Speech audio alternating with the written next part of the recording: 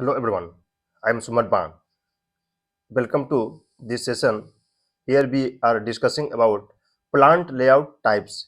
First, we recapitulate plant layout. The plant layout refers to the physical arrangement of production facility. It is the configuration of departments, work centers, and equipment in the conversion process. Plant layout is a plan of an optimum arrangement of facilities, including personal operating equipment, storage space, material handling equipment, and all other supporting services, along with the design of best structure to contain all these facilities. The overall objective of plant layout is to design a physical arrangement that meets the required output quality and quantity most economically. Plant layout तो plant layout क्या होता है, इसको पहले हम लोग brief कर लेते हैं।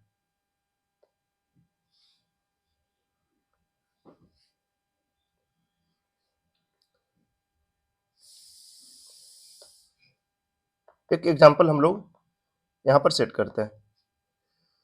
एक प्रोडक्ट बनाना है जिसमें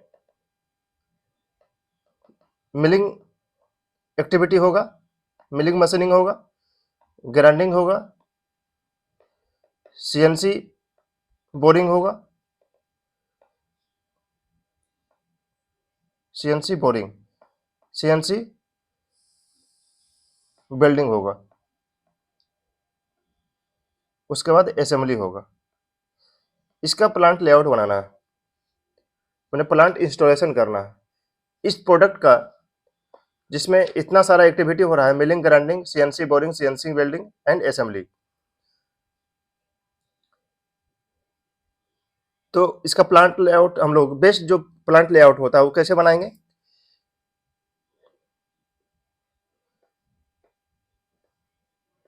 ये मटेरियल स्टोरेज रूम हो गया, चाहे यार्ड हो गया।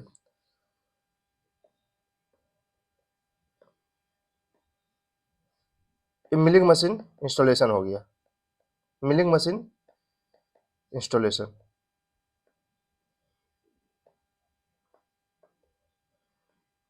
ग्राइंडिंग मशीन हो गया। Next activity is CNC boring. This is CNC boring. After that CNC grinding, उसके बाद असेंबली, असेंबली पैकिंग,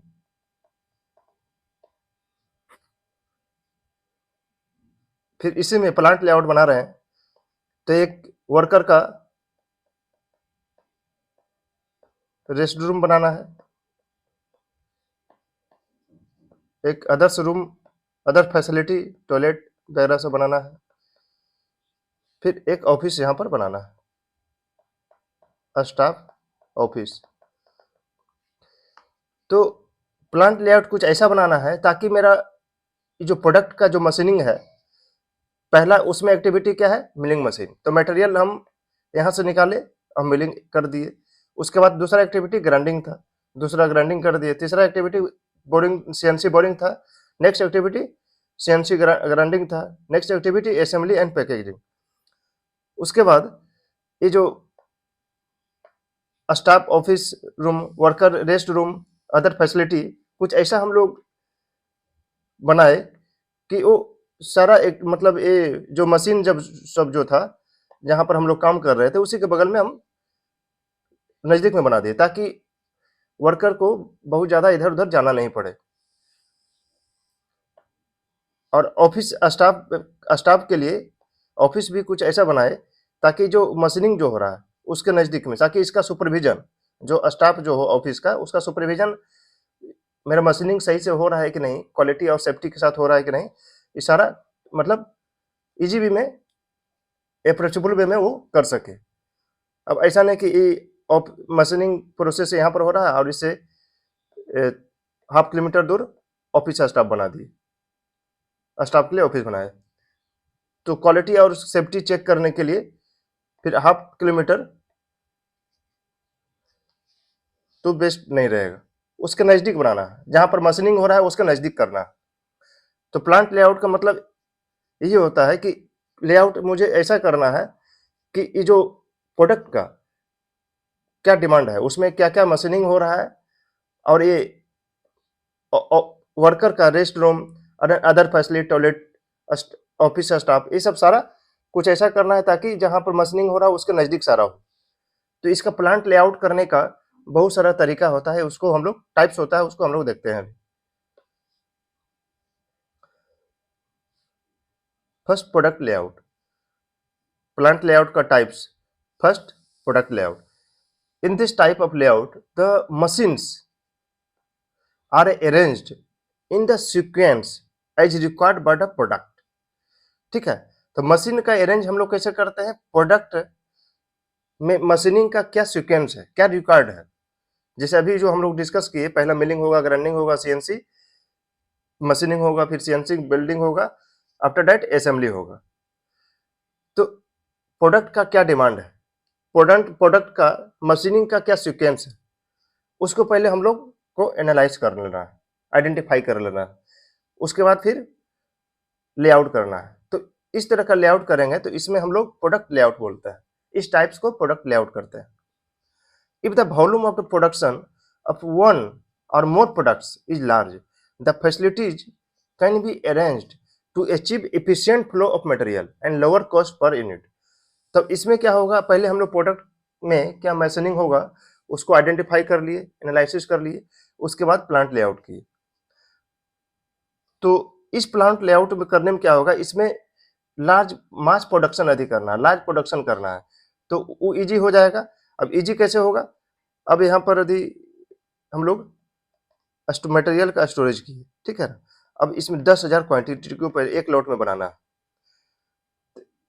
एक रॉ मटेरियल निकला, इसका टर्निंग पहले हम लोग आइडेंटिफाई कर लिए कि इस प्रोडक्ट में टर्निंग होगा, मिलिंग होगा पहले, उसके बाद ड्रिलिंग होगा, आफ्टर दैट असेंबली होगा, after that inspection, after that packaging होगा।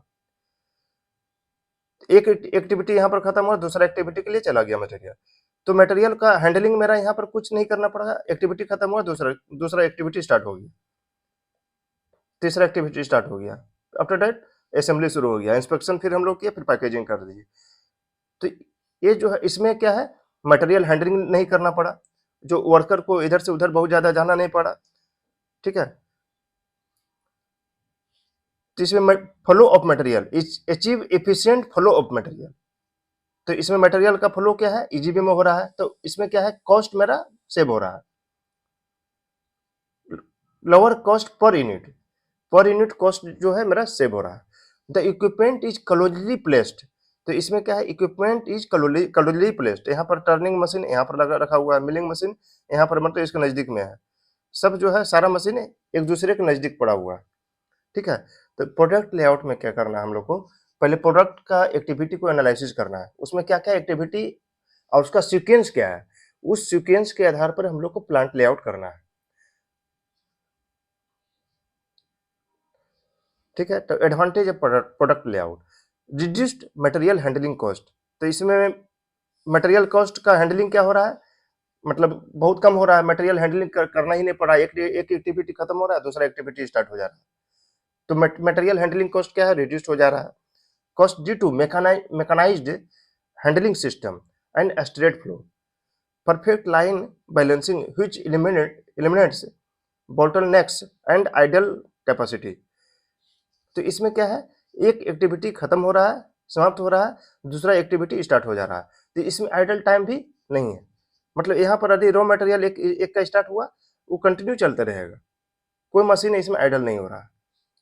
एक का टर्निंग खत्म हुआ, दूसरा का टर्निंग स्टार्ट हो गया, तीसरा का टर्निंग स्टार्ट हो गया, तो इसमें आइडल टाइम भी नहीं है। Manufacturing cycle is short due to uninterrupted flow of material. तो मैन्युफैक्चरिंग साइकिल क्या है, इसमें शॉर्ट होता है क्योंकि इसमें मटेरियल का कंटिन्यूअस फ्लो हो रहा है। Simplified production planning and control, तो इसमें प्रोडक्शन प्लानिंग एंड कंट्रोल भी कुछ नहीं करना, एक बार हम क्या प्रोडक्ट बनाना है उसका इंस्टॉल कर दिया मशीन को, फिर कंटिन्यू इसमें हम लोग प्रोडक्शन करते चले जाते हैं, उसमें बहुत ज़्यादा कुछ प्लानिंग और कंट्रोल नहीं करना, ये कंटिन्यूअस प्रोसेस होते रहेगा।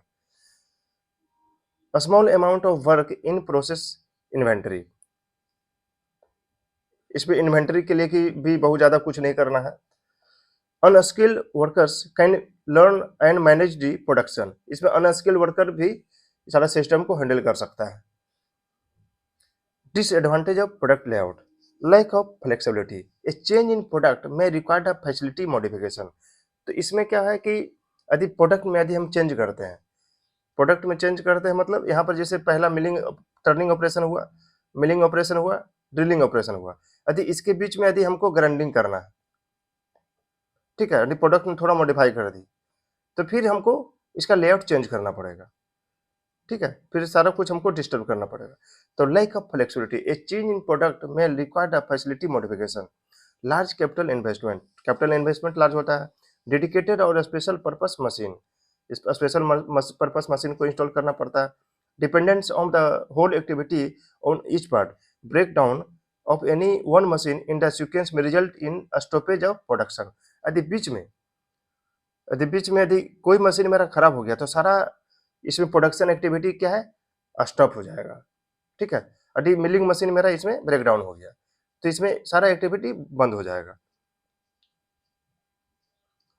तो dependence of the whole activity on each part, break down of any machine in the sequence में result in stoppage of production.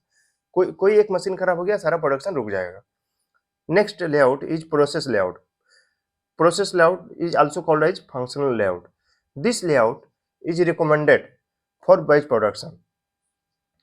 Batch production, batch production में क्या होता है कि एक बैच में मतलब एक एक ऐसा हम लोग कंसिडर करते हैं, एक batch A B 10 5 9 C D लेते हैं, बैच का नोमेनक्लेचर ऐसा करते हैं। इसमें हमको 1000 कंपोनेंट को बनाना है।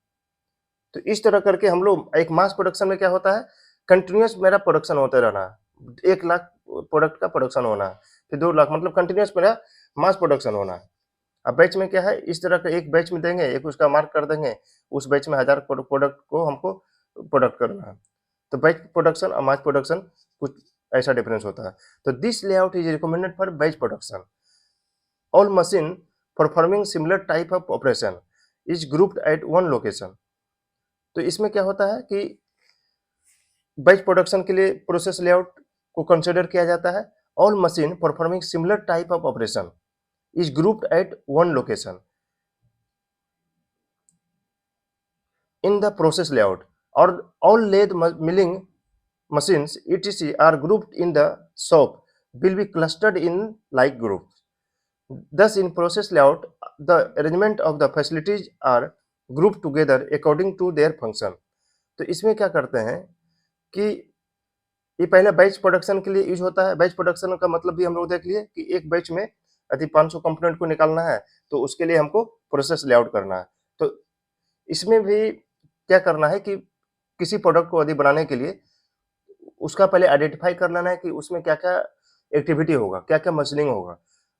अब उस मशीनिंग में अब जैसे मिलिंग मशीन, 10 मिलिंग का हम लोग आइडेंटिफाई करते हैं कि 10 मिलिंग मशीन को एक जगह इसमें लगाने से मतलब ये जो प्रोसेस जो है एक कम टाइम में मेरा कंप्लीट हो जाएगा। तो 10 मिलिंग मशीन को हम एक जगह ग्रुपिंग कर लिए। अब इसमें एक हम लोग एनालिसिस कर लेते हैं कि 5 लेद मशीन हमको इंस्टॉल करना है। तो 5 लेद मशीन एक जगह इंस्टॉल कर ली।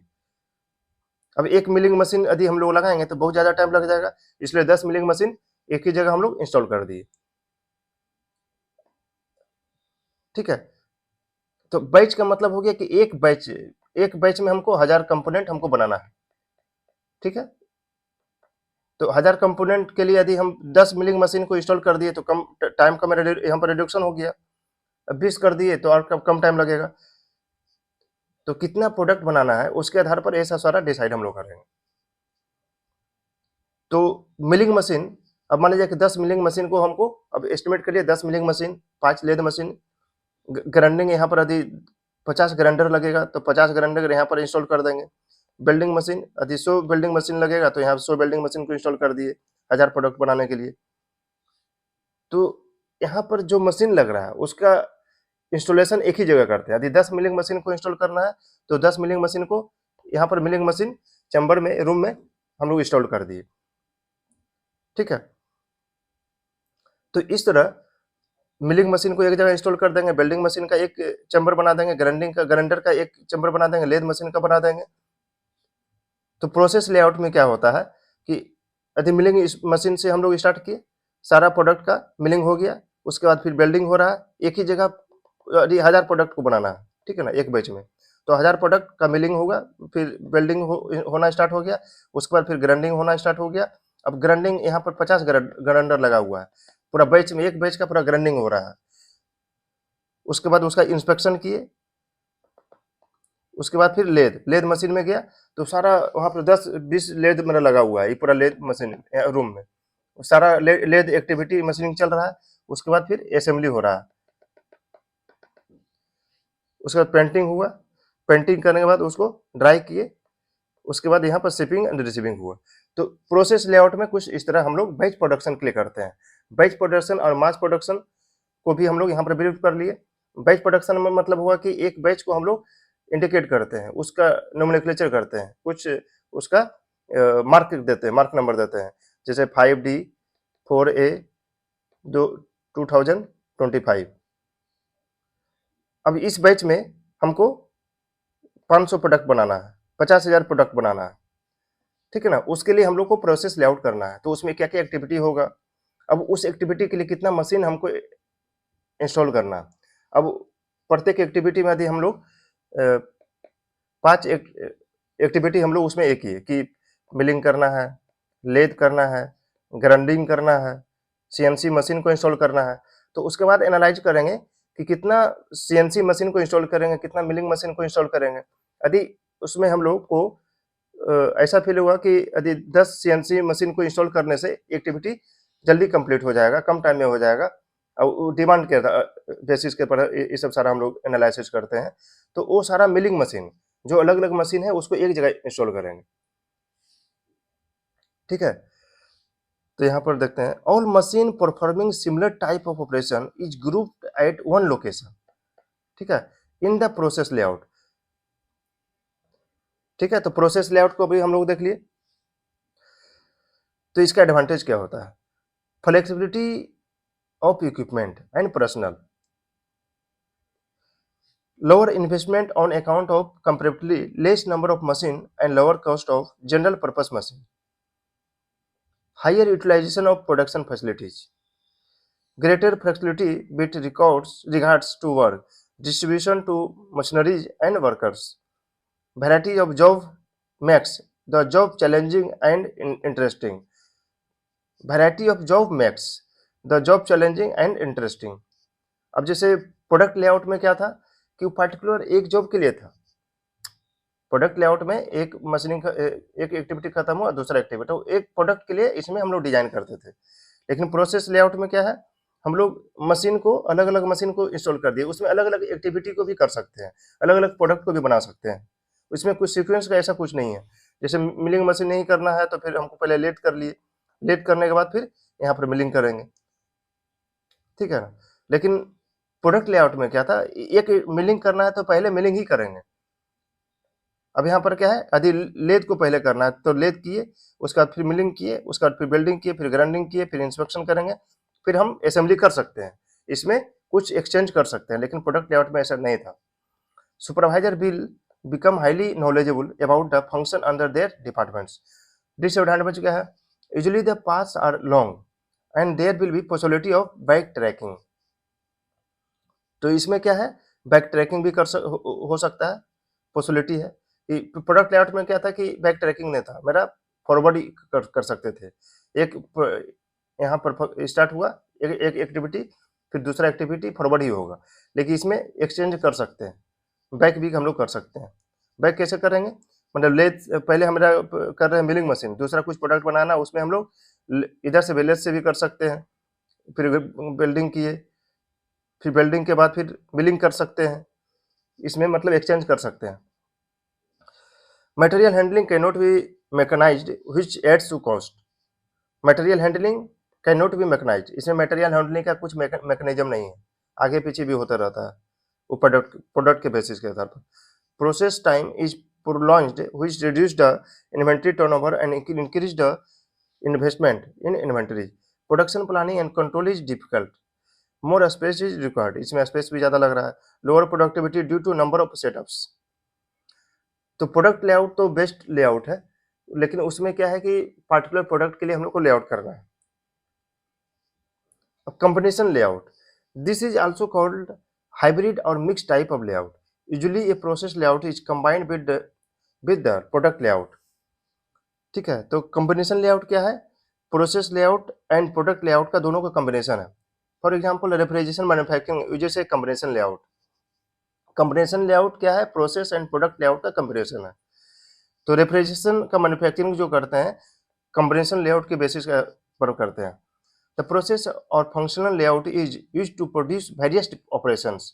तो रेफ्रिजरेशन को बनाने के लिए, रेफ्रिजरेशन को जब हम लोग बनाते हैं उसमें प्रोडक्ट लेआउट और प्रोसेस लेआउट दोनों को कंसीडर करते हैं, दोनों का कॉम्बिनेशन होता है. द प्रोसेस और functional layout is used to produce various departments like typing, building, heat treatment are carried out in different work centres as per the requirement. तो रेफ्रिजरेशन बनाने के लिए हम लोग प्रोसेस और प्रोडक्ट लेआउट दोनों यूज करते हैं. तो प्रोसेस लेआउट के द्वारा हम लोग रेफ्रिजरेशन जब बनाते हैं तो उसमें क्या करते हैं? स्टैंपिंग करते हैं, वेल्डिंग करते हैं, हीट ट्रीटमेंट करते हैं. ठीक है, तो the final assembly of the product is done in the product type layout. और फाइनल जब असेंबली करते हैं तो उसमें हम लोग प्रोडक्ट लेआउट के द्वारा हम लोग करते हैं. तो रेफ्रिजरेशन बनाने के रेफरेंस में हम लोग ये सारा ले रहे हैं. रेफ्रिजरेशन जब बनाते हैं, रेफ्रिजरेशन को जब हम लोग प्रोडक्ट करते हैं, प्रोसेस करते हैं, प्रोडक्ट को जब मैन्युफैक्चरिंग करते हैं तो उसमें प्रोसेस लेआउट को हम लोग ये सब सारा एक्टिविटी के लिए करते हैं. और जब प्रोडक्ट लेआउट के थ्रू हम लोग असेंबली करते हैं. जनरली जो असेंबली प्लांट होता है वो प्रोडक्ट टाइप लेआउट में होता है. असेंबली प्लांट में क्या होता है? जैसे कार का असेंबली हम लोग करते हैं तो उसमें मेरे को आइडेंटिफाई रहता है कि ये एक्टिविटी, ये पहला असेंबली होगा, उसके बाद फिर नट बोल्ट का करेंगे, फिर इंजन का करेंगे, फिर बॉडी पार्ट करेंगे, उसके बाद नेट एक पूरा बॉडी पार्ट का असेंबली हो गया, फिर पेंटिंग करेंगे, फिर उसको ड्राई होगा. तो इस तरह ये प्रोडक्ट उसमें आइडेंटिफाई रहता है, वो तो उसमें प्रोडक्ट लेआउट होता है. इन सेम मैनर जब हम लोग रेफ्रिजरेशन का मैन्युफैक्चरिंग करते हैं तो उसमें प्रोसेस लेआउट के द्वारा हम लोग ये सब सारे एक्टिविटी कर लिए. उसके जब असेंबली के लिए अलग अलग जब पार्ट मेरा बन गया तो असेंबली के लिए फिर प्रोडक्ट टाइप लेआउट हम लोग करते हैं. ठीक है, fixed position layout. This is also called the product type layout, project type layout, project type layout. तो फिक्स्ड पोजीशन लेआउट को हम लोग क्या कहते हैं?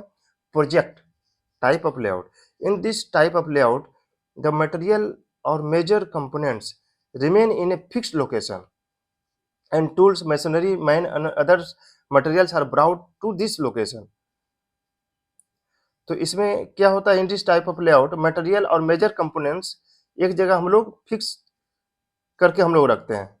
And tools, machinery, man and other materials are brought to this location.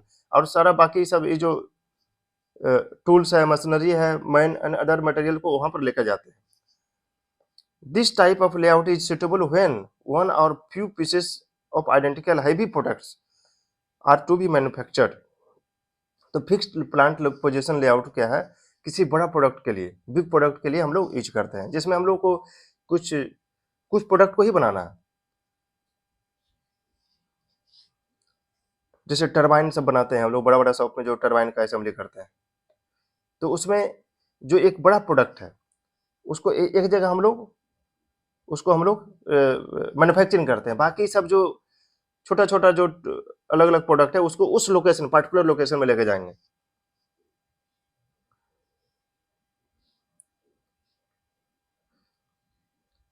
When the assembly consists of large number of heavy parts, the cost of transportation of these parts is very high.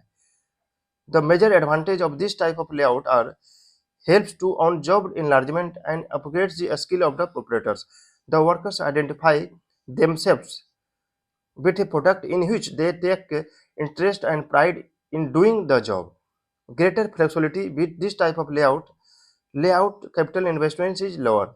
तो fix position layout में हम लोग कुछ special type का जो product होता है, जो बड़ा प्रोडक्ट होता है, जो बड़ा बड़ा प्रोडक्ट होता है, टरबाइन, जनरेटर, उसके बाद जो समुद्र में हम लोग जो बड़ा बड़ा जो मशीन को जो इंस्टॉल करते हैं, मतलब इसे फिक्स पोजीशन लेआउट में हम लोग बड़ा प्रोडक्ट का हम लोग लेआउट करते हैं, जिसमें जो मेन प्रोडक्ट है उसको एक जगह फिक्स पोजीशन में हम लोग मशीनिंग कर दिए, बाकी जब छोटा छोटा जो एक्टिविटी है दूसरा जगह से करके फिर वहां पर हम लोग जाकर इंस्टॉल कर देते हैं जो बड़ा प्रोडक्ट है जहां पर रखा हुआ है। Group layout is the analysis and comparison of items to group. Groups layout में क्या होता है, group technology is the analysis and comparison of items to group them into families with similar characteristics. Group technology can be used to develop a hybrid between pure process layout and pure flow line layout. This technique is very useful for companies that produce variety of parts in a small batches to enable them to take advantage and economics of flow line layout. तो इस group technology में हम लोग क्या करते हैं, इसमें जो सिमिलर टाइप का प्रोडक्ट है उसको हम लोग ग्रुपिंग करते हैं। तो और ग्रुप लेआउट में प्रोसेस एंड प्रोडक्ट लेआउट दोनों का कॉम्बिनेशन करते हैं। The application of group technology involves two basic steps. First step is to we determine components, families और ग्रुप्स। हम लोग पहले उस प्रोडक्ट का में हम लोग एनालिसिस करते हैं कि क्या क्या, पहले उसमें अब एक प्रोडक्ट को लेते हैं, इसमें बहुत सारा एक्टिविटी हो रहा है, इसमें बहुत सारा पार्ट्स है, अब बहुत सारा पार्ट्स है उसको, अब जो बहुत सारा सिमिलर पार्ट है जैसे नट इसमें लग रहा है, ठीक है, तो और नट में अलग अलग साइज का नट है, M24 का है, M30 का है, तो उसको पहले आइडेंटिफाई करते हैं, उसको फिर सिमिलर जो जैसे नट बोल्ट है, अब जो सिमिलर टाइप का, अब जैसे नट बोल्ट है ये अलग अलग साइज का है, उसको हम लोग अलग करते हैं। बॉडी पार्ट्स में भी बहुत सारा सिमिलर पार्ट है उसको अलग करते हैं, पहले ग्रुपिंग करते हैं। उसके बाद हम लोग प्रोसेस एंड प्रोडक्ट लेआउट दोनों को इसमें हम लोग लेआउट करते हैं, दोनों को कंसीडर करते हैं। तो the application of group technology involves two basic step. First step is to we determine components, families और ग्रुप्स, ठीक है, तो एक मतलब उसमें क्या क्या कंपोनेंट्स लग रहा है और ये सिमिलर है तो सिमिलर को अलग कर दिए। The second step is applying group technology is to arrange the plants equipment is to process a particular families of components. अब उस पार्टिकुलर आइटम को बनाने के लिए क्या क्या मेरे को इक्विपमेंट का जरूरत पड़ेगा, उसमें क्या क्या मशीनिंग करना पड़ेगा, ये सब आइडेंटिफाई करते हैं। This represents small plants with in the plants. तो ये मतलब क्या है कि इसको बनाने के लिए एक एक बड़ा प्लांट है, उसमें एक छोटा छोटा करके हम लोग अब जैसे इस ये मशीनिंग करना है हमको नट बोल्ट बनाने के लिए, तो नट बोल्ट बनाने के लिए एक अलग हमको प्लांट बनाना पड़ेगा, मतलब एक अलग ही सारा एक्टिविटी करना पड़ेगा। बॉडी का पार्ट बनाना है तो उसमें कुछ मोल्डिंग करना है तो मोल्ड के लिए अलग प्लांट बनाना पड़ेगा। उसके बाद ये सब सारा जब मेरा बन गया उसके बाद फिर प्रोडक्ट लेआउट कर दिए, सारा का असेंबली कर देंगे। तो इसमें प्रोसेस प्लस प्रोडक्ट दोनों इसमें कंसिडर हो रहा है, ठीक है। The group technology reduces production planning time for jobs, it reduces setup time. तो ग्रुप टेक्नोलॉजी में हम लोग क्या करते हैं कि अब जैसे एक कार को ही बनाना है, ठीक है, तो कार को बनाने के लिए इसमें क्या क्या पार्ट्स लग रहा है उसका पहले हम लोग एनालिसिस कर दिए। अब इसमें ये बॉडी का पार्ट्स है, अब कोई छोटा पार्ट होगा, अब जैसे इसका हम लोग बहुत सारा मोल्डिंग पार्ट होगा, तो मोल्डिंग पार्ट में भी अलग अलग छोटा बड़ा कुछ टेढ़ा मेढ़ा कुछ अलग अलग उसमें एक्टिविटी होगा, किसी का बेंडिंग होगा, किसी का स्टैपिंग होगा, किसी का ब्लैंकिंग होगा, किसी का पियर्सिंग होगा, अलग अलग एक्टिविटी होगा। तो सारा प्रोडक्ट को हम लोग ये प्रोसेस प्लान लेआउट कर लिए, उसके बाद प्रोसेस लेआउट के द्वारा हम लोग अलग अलग पार्ट को बना लिए, उस पार्ट को हम लोग एक जगह लेकर आ गए। अब उसमें ये जो असेंबली जो सीक्वेंस है उसके आधार पर हम लोग प्रोडक्ट लेआउट बना लिए, ठीक है। तो इसमें process layout and product layout, group technology में process layout and product layout दोनों होता है। तो इस तरह प्लांट लेआउट को कैसे करना है, किसी भी प्रोडक्ट को बनाने के लिए प्लांट लेआउट का क्या क्या तरीका है उसको हम लोग यहाँ पर डिस्कस किए।